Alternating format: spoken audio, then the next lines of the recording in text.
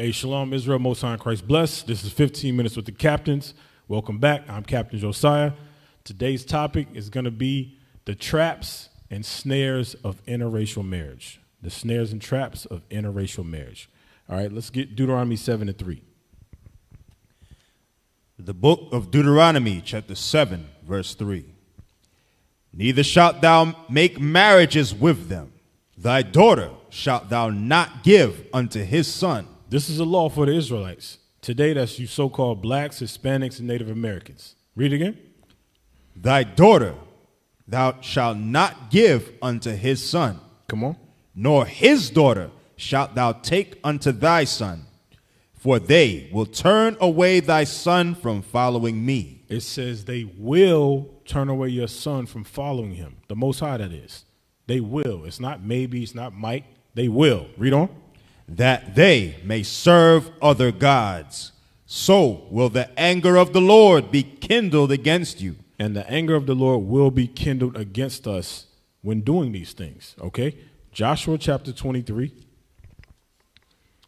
And we're going to start at verse 7. Y'all pay close attention. Watch this. The book of Joshua, chapter 23, verse 7. That ye come not among these nations, these that remain among you, neither make mention of the name of their gods, nor cause to swear by them, neither serve them, nor bow yourselves unto them. Because all the nations outside of Israel, they have other gods. This is written with a little g, meaning idols, idolatry, and so forth. Read on. But cleave unto the Lord your God. Cleave unto the Lord your God, the creator of heaven and earth. Read. As ye have done unto this day. For the Lord have driven out from before you great nations and strong. But as for you, no man hath been able to stand before you unto this day. As for you Israelites, no man was able to stand before us when we followed wholly after the Most High. Read. One man of you shall chase 1,000. For the Lord your God, he it is that fighteth for you, as he have promised you. When the Most High Spirit upon us, no nation can stand before us. Read. Watch this. Take good heed, therefore, unto yourselves, that ye love the Lord your God. Else, if you do any wise, go back. Read. And cleave unto the remnant of these nations, even these that remain among you, and shall make marriages with them. If you go back and make marriages with them, come on. And go in unto them. Read. And they to you, know for a certainty. This, a guarantee. Know for a certainty.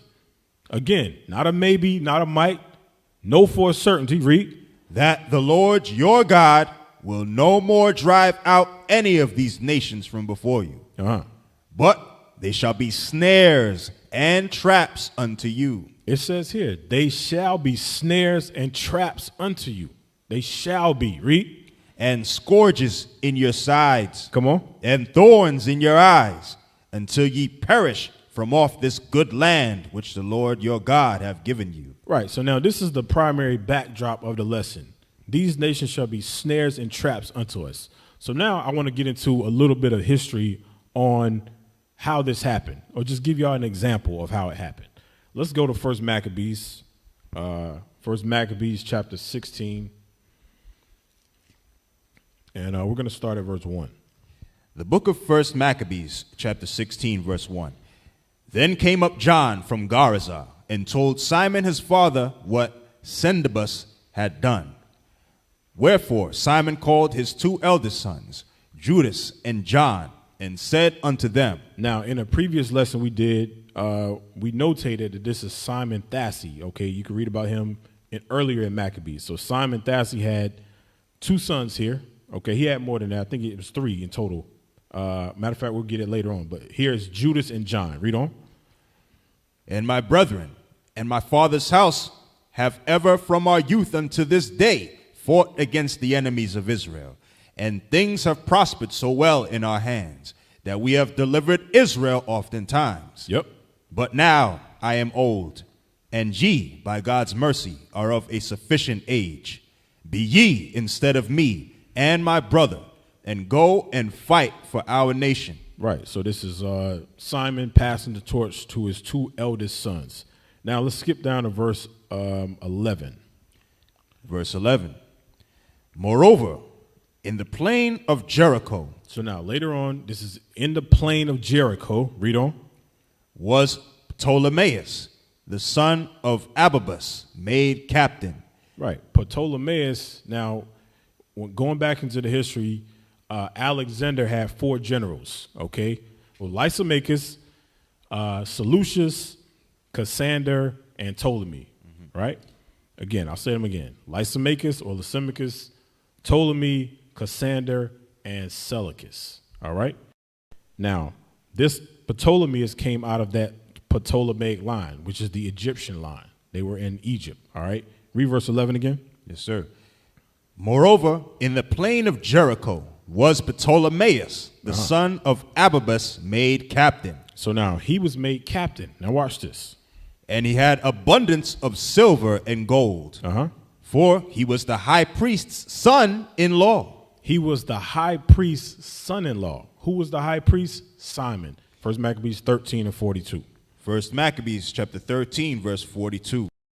Then the people of Israel began to write in their instruments and contracts in the first year of Simon the high priest. You see that? Simon the high priest. So now Simon, an Israelite, was son-in-law to Ptolemaeus. So means what? He gave his daughter to this Edomite. He made marriages. They made marriages together. They made a league with them. Okay, go back. First Maccabees 16. Yep. Verse 12. Yep.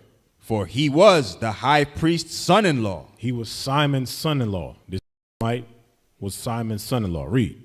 Wherefore, his heart being lifted up, he thought to go get the country to himself. So wait a minute. It says he thought to go get the country to himself. He made a marriage with Simon's daughter, and his mindset the whole time was to take over the country. Read. Come on. And thereupon consulted deceitfully against Simon and his sons to destroy them. He consulted deceitfully. Read on. Now, Simon was visiting the cities that were in the country and taking care for the good ordering of them.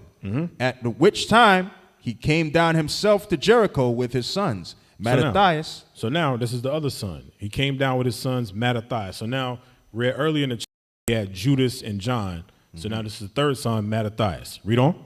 With his sons, Mattathias and Judas. So it was at this time he only traveled with Mattathias and Judas. John was left behind. Read on. In the 117th year. Yep. In the 11th month called Sabbath, where the son of Abibus receiving them deceitfully. That's Ptolemaeus again. The son of Abibus is Ptolemy. It says he received them deceitfully. So y'all come on in, have a good time and so forth. Read. In a little hold called Docus, which he had built, made them a great banquet. So he called them in deceitfully, made them a great banquet. Food, wine, whatever you want. Okay, come on. Howbeit, he had hid men there. Howbeit, he hid men there. He set up a banquet, called them in, and he hid his army. Read on.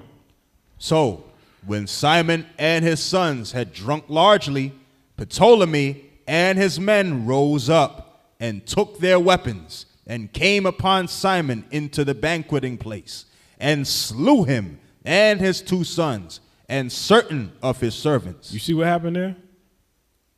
Once they got in there, Simon and Judas and Mattathias, when they're eating and drinking, the damn devil went in there and killed them. Okay? Set them up. Let them get fat with food, get a little drink in them, get a little tipsy, went in there and killed them. Okay? Read on. In which doing he committed a great treachery and recompensed evil for good. You see that? He recompensed evil for good because there was supposed to be peace amongst them. There was supposed to be peace, but you can never trust your enemy. Read on. Ptolemy wrote these things and sent to the king that he should send him an host to aid him, and he would deliver him the country and cities. Right, because he wrote to the king at that time trying to get the country turned over to himself. He's like, hey, Simon ain't around. They not around no more. You know, you could just give me the kingdom now. Read on. He sent others also to Gaza to kill John. Now he tried to go after John Hyrcanus. So he got Simon, he had got Mattathias and Judas. He's like, now I got to get John. I got to get him out the way. Read on. And unto the tribunes he sent letters to come unto him, that he might give them silver and gold and rewards. Come on. And others he sent to take Jerusalem and the mountain of the temple. Now, one had run afore to Gaza and told John that his father and brethren were slain. And quoth he, Ptolemy had sent to slay thee also. So somebody came and gave him word. Hey, listen, your father's brother's dead, and he coming to get you too. Read on. Hereof, when he heard, he was sore astonished. So he laid hands on them that were come to destroy them, to destroy him, and slew them, for he knew that they sought to make way. Right. So they were the ones that came to kill him, okay? But he got out of the situation, all right? So now this is an example, okay? The scripture says, don't make marriages with them, otherwise they're going to be snares and traps unto you and thorns in your eyes. This is an example right here. Now, give me that article. Give me the article, IT. Right, we're going to start at he right there. Yep. It says, he never assumed the title of king. Now, this is talking about John Hyrcanus, okay? He never what? He never assumed the title of king, being content with that of high priest. Yep. The beginning of his reign was not happy. He could not avenge the murder of his father, for Ptolemy, whom he had shut up in the fort Dagon, subjected Hyrcanus' mother to cruel tortures. So wait a minute. Look at this now. So it says he could not what? He could not avenge the murder of his father. For Ptolemy, whom he had shut up in the fort Dagon, subjected Hyrcanus' mother to cruel tortures on the walls of the fort. So now when John went to try to get revenge, this dude had his mother tortured. Okay?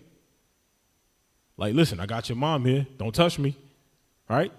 Subjected her to torture. Read on. On the walls of the fort, whenever her son attempted to attack it. Anytime he came to attack, they started torturing her. Read on.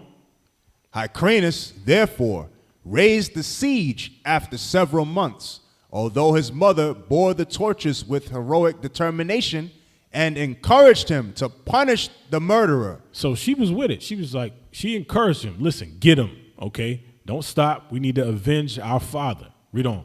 Or your father. Read on. Finally, however, she was put to death. However, she was put to death. Read on. As was, presumably, an imprisoned brother also, while Ptolemy himself fled to Rabbath Ammon. Right, so Ptolemy ended up fleeing. But what I'm showing y'all is this demon was married to the daughter. He killed the father, two of his sons, then tried to kill John as well. And when John went back to get revenge, he tortured the mom. Now, it doesn't mention what he did with the daughter, but imagine if he was going to torture the mom, what do you think he did with his own wife that he had married? It was all political. He only used that marriage to get political power, okay, to overtake them. Now, give me Psalms chapter 10. So that's why the Bible says they will be snares and traps unto you. If you go back and try to cleave unto them, it's going to happen. Moses said no for a certainty. All right, Psalm chapter 10, give me verse 10. No, 9. The book of Psalms, chapter 10, verse 9. He lieth in you wait. Know what? Give me verse 8. Verse 8. Yeah. He sitteth in the lurking places of the villages. In the secret places doth he murder the innocent. Wait a minute. In the secret places doth he murder the innocent. Read on. His eyes are privily set against the poor. His eyes are privately set against the poor. This is what we just read, the history of Maccabees. It was always prophesied this what this demon would do. Okay, read on. He lieth in wait secretly as a lion in his den. He lieth in wait to catch the poor. He doth catch the poor when he draweth him into his net. Hey, yeah, y'all want to have a good time? Yeah, come on in. Let me set the food out. Here's the drinks. okay, set him up to kill him. Read on. He croucheth and humbleth himself, that the poor may fall by his strong ones. You know what the crouching and the humbling was? Yeah, I'll take your daughter. I love her. That's, I want to marry her. We'll be one family, and then set the whole family up. Torture the mom, kill the mom, everything. Okay, read on.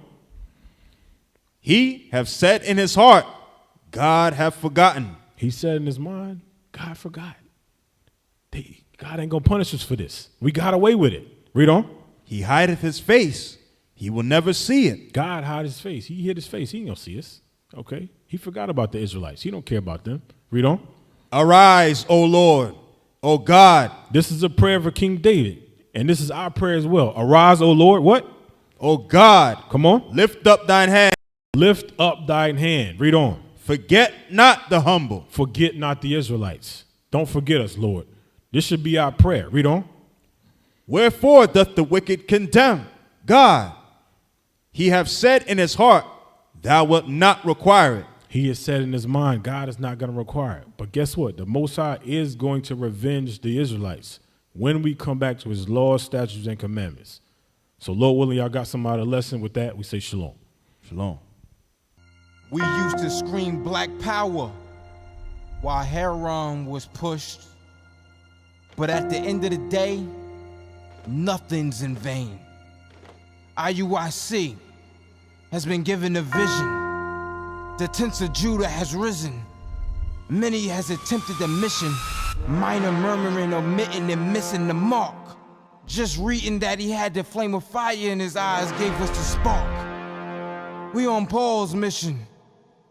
We out on the road, purple and gold, from Mexico, Cuba, Haiti, Ghana, Sierra Leone. 144,000 boots banging, concrete crackling. These are our men repented at heart. The scriptures is proof. IUIC, we deliver the truth.